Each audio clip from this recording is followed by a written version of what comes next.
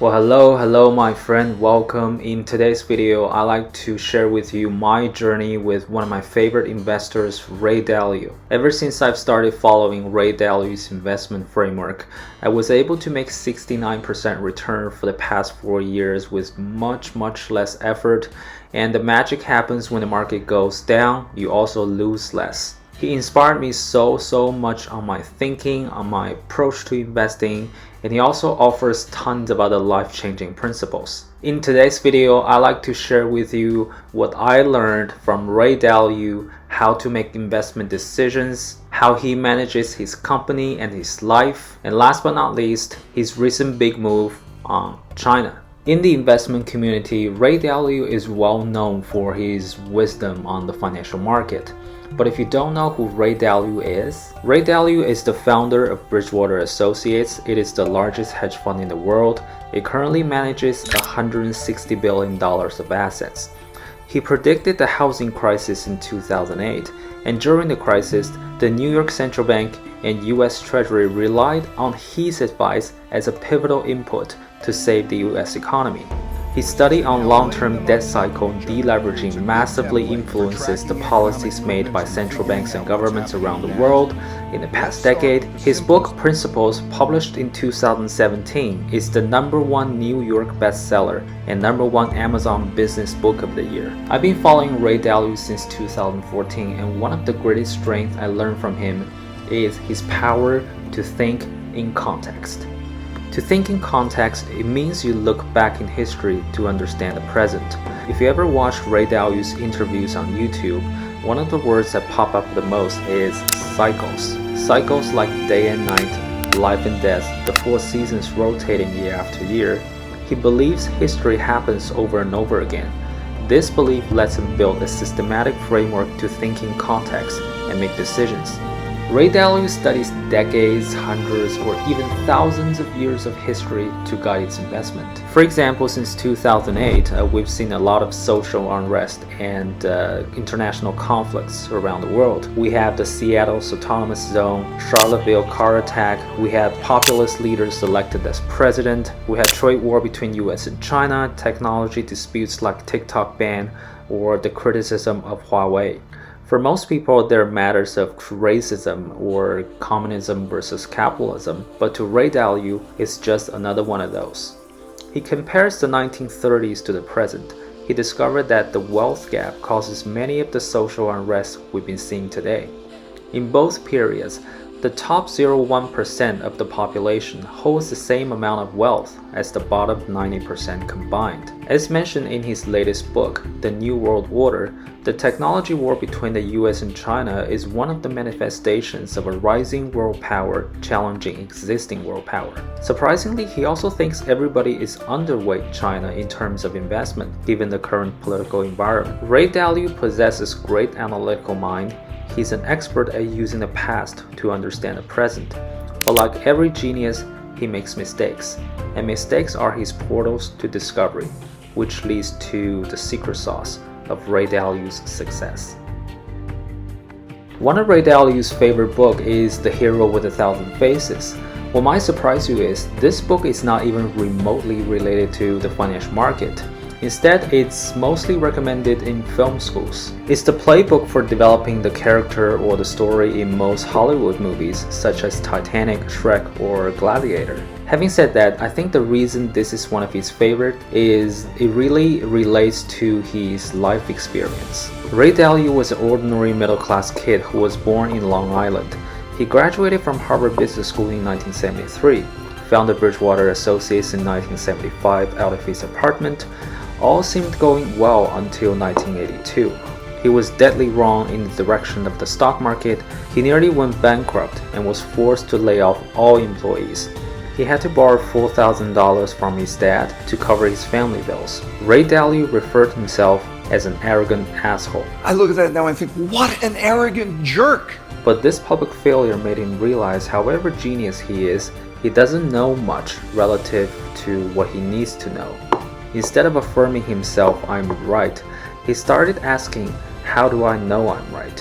Which leads to the principle of thoughtful disagreement. To solve his biggest problem of being overconfident, Ray Dalio started gathering smart people around him to challenge his opinions. He built a tool called Dot Collector to make decisions. It allows anybody in the company to rate anybody's opinion from 1 to 9. 1 means strongly disagree, 9 means strongly agree. If you're a new hire, you're free to give the CEO a 3 by giving good reasons. Basically, it uses people's opinion and their believability as input to vote on the final decision. Everybody's believability is built on various qualities over time, such as big picture thinking, visualization, and common sense. Here are the quotes of benefits of using Dot Collector from Ray Dalio's TED Talk in 2017. It helps people express their opinions. At the same time, it separates themselves from their opinions to see things from a higher level.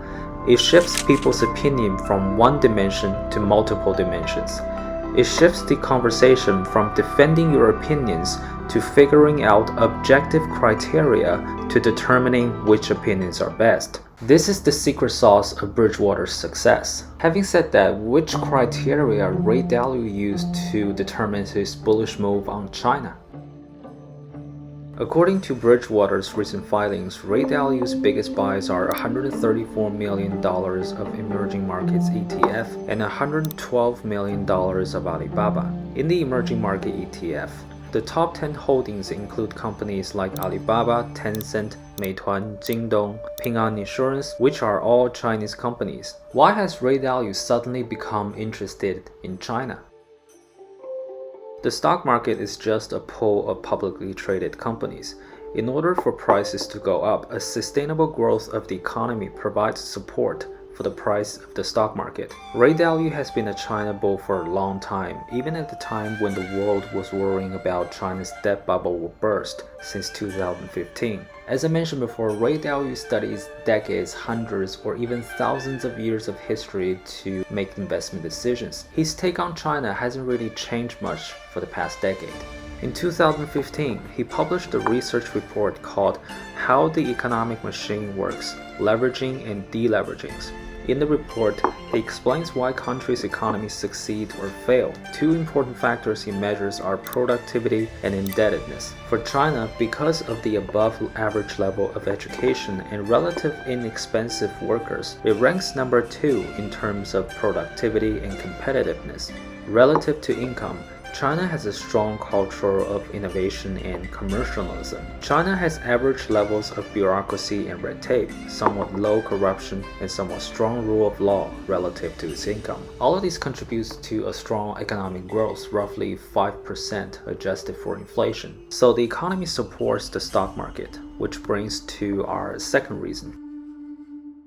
When a country's currency is strong and appreciating, people want to hold assets denominated in that currency. Because US was not able to control coronavirus as fast as China, US government needs to print more debt.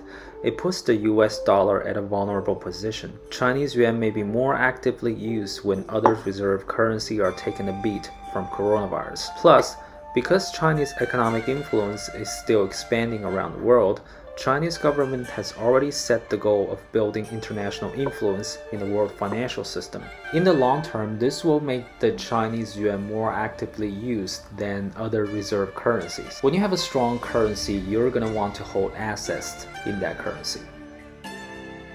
Because China wants to expand its influence in the world financial system, it needs to open up and be more transparent with its stock market, which is what China is doing through Hong Kong Shanghai Stock Connect.